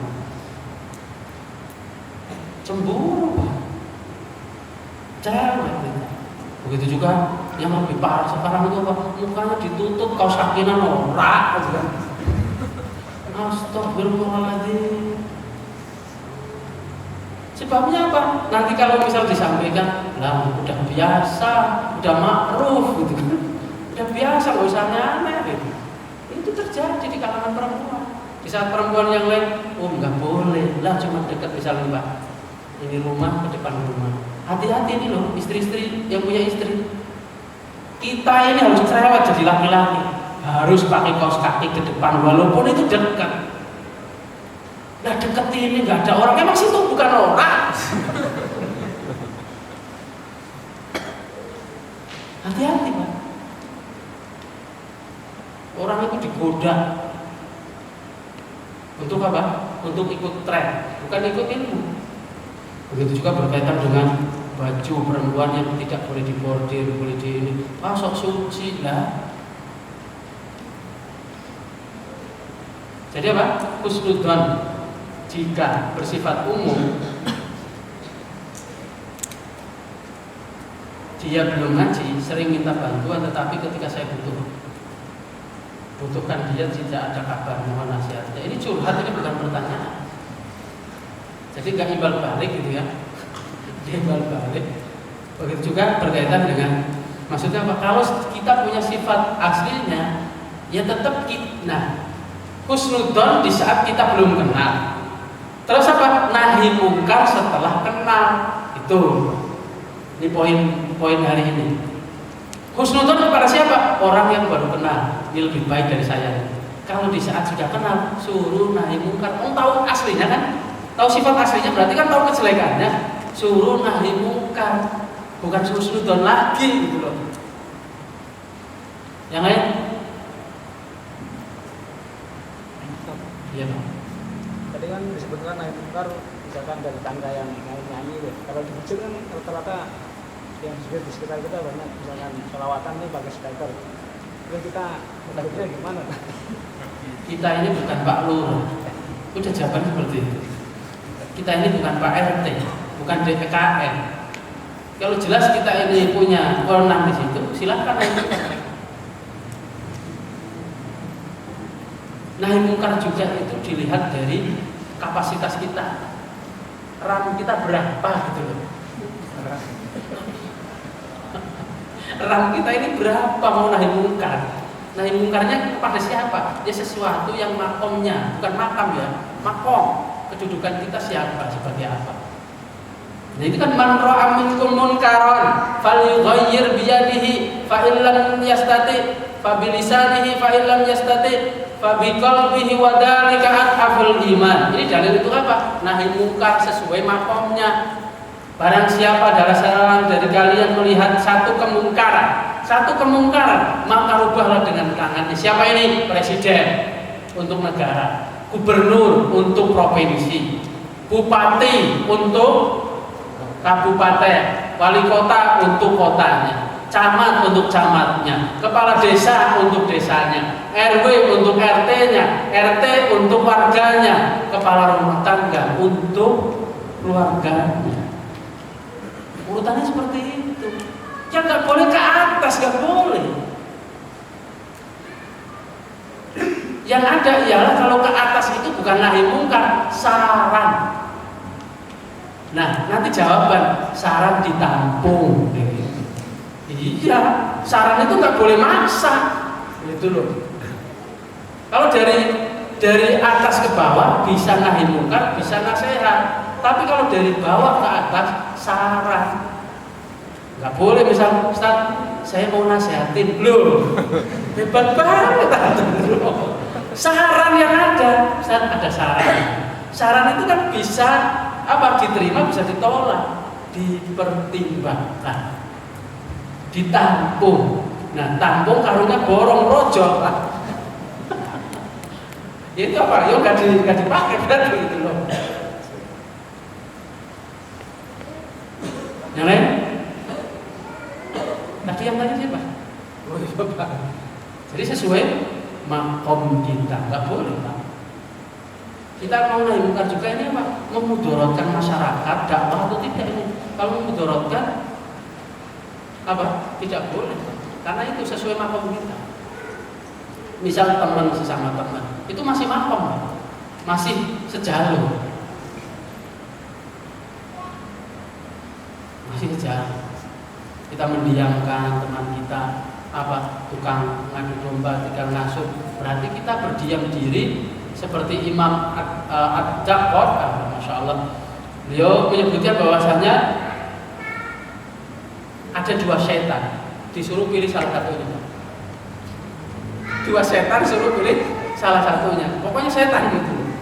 Salah satunya ialah di saat ada apa? Kebaikan, dia nggak punya ilmu, ngomong tanpa ilmu, setan yang berbicara. Ada kejelekan di depan matanya, dia diam, setan bisu. Pilih salah satu. Setan berbicara atau setan bisu, sama-sama setan. Nah, di saat seorang itu mendiamkan temannya, misal menghasut, mengadu domba dan yang lainnya, dia itu sedang jadi setan bisu. Memang selamat di kehidupan dunianya itu selamat, banyak temannya, banyak apanya, tapi ingat, di hadapan Allah Subhanahu wa taala, dan begitu juga di saat sendiri dia jadi orang paling cemen. Biasanya orang seperti itu. Misalnya apa? Kita ini aqua sama gelas ini lagi berseteru. Padahal kita tahu yang benar apa? Air putih. Kita nggak berani mengatakan kamu ini salah, nggak berani. Ini bentuk kita ini juga bisa menyembuhkan. Kita berteman, silahkan berteman. Tapi saat teman kita salah, salahkan, benar, dukung, kayak gitu. Tidak boleh punya manhaj pramuka, Pak. Di sana senang, di sini senang, di mana-mana hatiku senang. Enggak boleh, dalam manhaj salaf itu enggak boleh seperti itu. Di saat kita bergaul, ya ke siapapun. Tapi di saat kita ini melihat teman kita salah, salah kamu. Enggak boleh seperti itu. Di saat teman kita benar, kita dukung. Walaupun resiko kita dukung, ayo gitu. Itu namanya teman yang baik. Bukan di teman kita salah didukung. Sebabnya apa? Kalau tanggal muda sering traktir, ya Allah, sering ngutangi. Itu gara-garanya betul. Suap itu membuat hati lemah. Suap itu membuat hati lemah. Traktiran itu membuat hati lemah.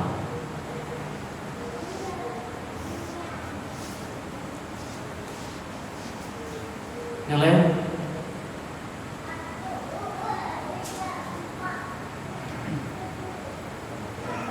Ya. Kalau seandainya kita diminta nasihat oleh teman, kita sendiri masih posisi ngaji, maksudnya masih belajar ini, tapi ada teman yang meminta nasihat, misalnya tolong ajarkan ini, misalnya kita ajarin tentang ilmu tauhid seperti itu. Padahal kita sama-sama belajar, ini boleh disampaikan atau gimana? Ya, nasihat. Pertanyaan bagus, Masya Allah. Memang kalau namanya bagus itu pertanyaannya bagus. Sugeng kan selamat. Sugeng rawuh, selamat datang kan. Rasulullah Shallallahu Alaihi Wasallam bersabda, "Faidastan sohaka fansohlahu." Jika ada orang yang datang kepada meminta nasihat, maka nasihatilah kalau punya ilmu. Kalau punya ilmu, wajib kita menasihati. Kalau nggak punya ilmu, Allahu a'lam bishawab. Udah selesai. Itu bentuk hak. Kita udah belajar antara kewajiban dan hak. Itu bentuk hak sesama muslim. Di saat ada orang datang, kita punya ilmu itu, wajib kita nasihatin, Pak. Di saat kita nggak punya, walaupun boleh tidak sesama penuntut ilmu, boleh, itu asalkan kita punya ilmu itu. Di saat apa? Aduh, masih dredeg ilmu tauhidnya misalnya, tahu nggak dredeg, nggak jelas, gitu, masih goncang. Ya sampaikan, mohon maaf, saya masih lupa inget. Gitu. Ngaji bareng aja yuk misalnya, itu udah nasihat juga gitu. Nah, di saat yang salah itu apa? Dia nggak punya ilmu, sok-sokan nasihatin. Ini keliru, tidak memberikan haknya orang lain. Yang sering terjadi gaya-gaya dosen itu loh, gaya-gaya dosen. Bertanya apa pas giliran kita nggak menjawab, menurut antum apa? Itu gaya-gaya dosen. Jadi apa? Ditanya malah melebar balik bertanya. Nanti habis itu disimpulkan. Ada lagi? Kalau pada diem itu saya nggak bisa husnudon, Pak. Iya, nggak bisa husnudon. Khawatirnya itu apa? Pusing, nggak paham semua. Makanya kalau nggak paham tanya. Ini diem paham atau diem bingung banget? Hah? Tolong ya, apa? Sebagai bentuk adab, tidak boleh naruh korban itu, jangan di atas, jangan. Itu juga jangan. Wah, itu udah disingkirin, kita takut dulu. Gak boleh ya, korban di atas kitabnya gak boleh. Dipegang.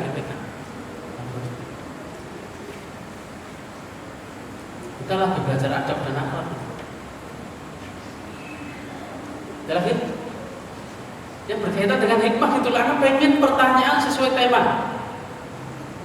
Ada yang bertanya, Ustaz, kalau gini bagaimana kayak gitu? Ayo.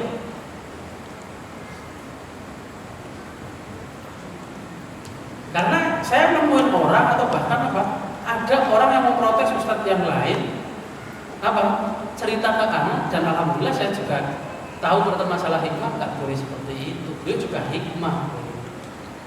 Cari-cari pembenaran itu, ada jamaah yang cari-cari pembenaran itu loh. Karena dia senangnya sama Ustaz yang lembut, di saat lihat Ustaz yang ucapannya keras, wah apa itu galak banget. Hikmah beliau tetap. Gitu. Yang pernah saya contohkan juga apa?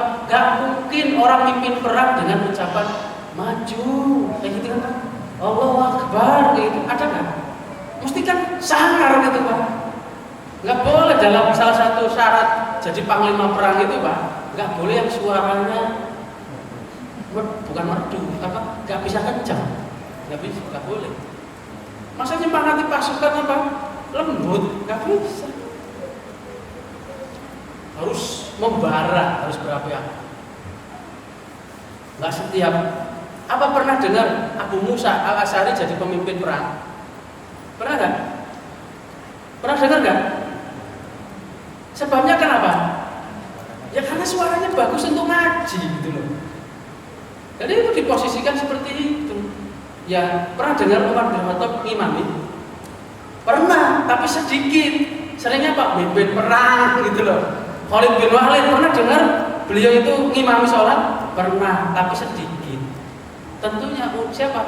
Sahabat-sahabat yang suaranya lebih bagus itu ditempatkan pada posisinya gitu loh Pak. Ayo Pak, anak pengen bertanya tentang hikmah itu loh. Ya manfaat untuk orang lain jika rekaman ini ditonton sama orang lain itu. Enggak ada ini benar? Hanya lagi silakan. Boleh mewakili orang yang diam.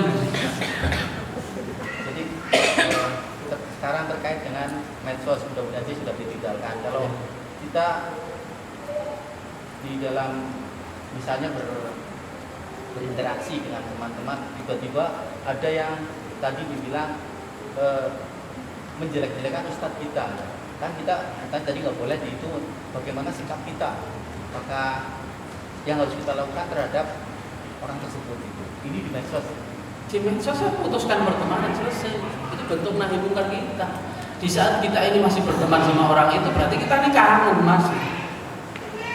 Udah, nggak usah dibantah, nggak usah apa. Kalau pengen bantah itu, Mas bisa ketemu nggak? Di mana? Masakan Padang, misalnya ini. Kita ribut di situ kita, gitu loh. Oh ribut di medsos apa? Putuskan pertemanan, selesai. Itu namanya juga bela Pak. Kita ini apa debat dan yang lainnya, caci-cacian, pakai dalil dan yang lainnya di medsos ditonton orang. Malu, bodohnya kita kelihatan gitu. Mending pinternya, bodohnya kelihatan. Putuskan pertemanan, selesai ada. Atau putuskan HP-nya, geprek gitu. Selesai. Kan ada bebek geprek, kayak geprek kan ada Pak. Lah kenapa nggak ada HP geprek? Menu andalan HP geprek gitu. Kalau terjadi perdebatan gitu. Ada lagi? Nah kayak gitu loh. Kan anak kontrak bertiga. Oh cerita. Jangan cerita, pertanyaan langsung Iya, gitu loh. Bagaimana cara penyampaian yang minimalnya terhadap teman yang belum mengenal sunnah tapi masih mendengarkan musik? Jawabannya seperti apa? Pernah nggak? Udah pernah nyoba belum? Dan dia pernah ada ketertarikan bertanya tidak? Tidak ada. Nanti ditunggu. Kalau nanti sudah bertanya ataupun ini sudah ada celahnya, kita bertanya. Manfaat tidak musik ini di saat kita masuk kuburan. Begitu. Pernah nggak ada pertanyaan nanti di dalam kuburan itu musikuka? Apa musikmu? Rock and roll dan blues? Nggak ada. Itu dulu yang pertanyaan saya ke Ustadz Badrul Salam dulu. Ustadz, kalau nggak ada musik kan dunia ini sepi. Wah, parloma. Seperti itu. Jawaban beliau seperti itu. Akhi, nggak ada. Kita ini harus pilah-pilah bahwasanya di mana? Di kuburan itu cuma 3 pertanyaan, 4 pertanyaan, nggak ada tambahan. Apa musikmu? Nggak ada. Jadi apa? Berarti nggak manfaat. Selesai itu dijawab seperti itu, alhamdulillah selesai itu. Seperti itu. Nah kalau kita bentuk nahi mungkarnya pindah motor sendiri, cari bojo. Wah susah-susah banget loh. Yang gampang jangan dibikin susah itu loh. Udah nikah itu nahi mungkar itu. Nah misal nanti ditanya, kok pindah? Oh, kamu mau mainan musik kok? Nah kayak gitu. Oh nikah? Iya kamu mainan musik jadinya ya saya nikah. Jadinya nahi mungkar juga gak nyakiti gitu loh. Hikmah itu hikmah Pak. Gitu. Cukup ya? Kita lanjutkan pertemuan kita, insyaallah habis berfitri ya. Oh enggak Pak, insyaallah. Ini kita anak belain ini karena antum serius ngajinya. Kalau enggak serius dari awal, anak enggak mau lanjutin Pak. Jujur, saya ngurusin yang mau ngaji aja. Udah gampang selesai. Allahu a'lam bishawab. Semoga Allah Subhanahu wa taala meluruskan amal ini hari ini menjadi amal kita, menjadi timbangan yang berat nantinya pada hari kiamat. Tentunya kenapa saya memberikan poin pelan-pelan itu nunggu di dipraktekkan, diamalkan baru saya tambahin lagi seperti itu. Tolong dipraktekkan, diamalkan sehingga kuat Pak. Orang yang menuntut ilmu adab dan akhlak itu pasti dia akan dapat sok suci, sok alim, sok apalagi Pak? Udah dapat belum? Udah dapat belum? Pak, ngaku aja salah satu, udah dapat belum? Hah? Ya itu salah satu. Enggak, saya pertanyaannya itu sesama penuntut ilmu Pak. Kalau untuk orang di luar, maksudnya yang sudah ngaji bukan pembahasan. Yang sudah sama-sama ngaji, pernah belum diucapkan kayak gitu? Belum? Berarti belum serius lah itu ngamalin. Belum ngamalin sesungguhnya. Kalau kita mengamalkan sesungguhnya, itu bukan insya Allah kepastian akan dapat Pak. Saya sendiri nih, urusan ngajar ini apa? Ada aja itu sok alim. Padahal sekedar nukil, kitabnya ada terjemahannya sama Pak? Sama. Apa bedanya? Cuma bedanya itu saya memberikan contoh seringnya yang di luar dari sini biar apa? Biar tambah paham. Allahu a'lam bishawab. Semoga bermanfaat apa yang kita kaji hari ini dan tolong semakin hari semakin beradab sehingga Pak yang kita pelajari ini nanti diikuti orang lain. Diikuti orang lain. Jangan kita ini ngaji beradab tapi kita pertama kali yang enggak beradab. Jangan seperti itu. Allahumma inni as'aluka al-huda wa tuqa wal afafa wal ghina. Subhanallahumma bihamdika asyhadu an la ilaha illa anta astaghfiruka wa atubu ilaik. Wassalamualaikum warahmatullahi wabarakatuh.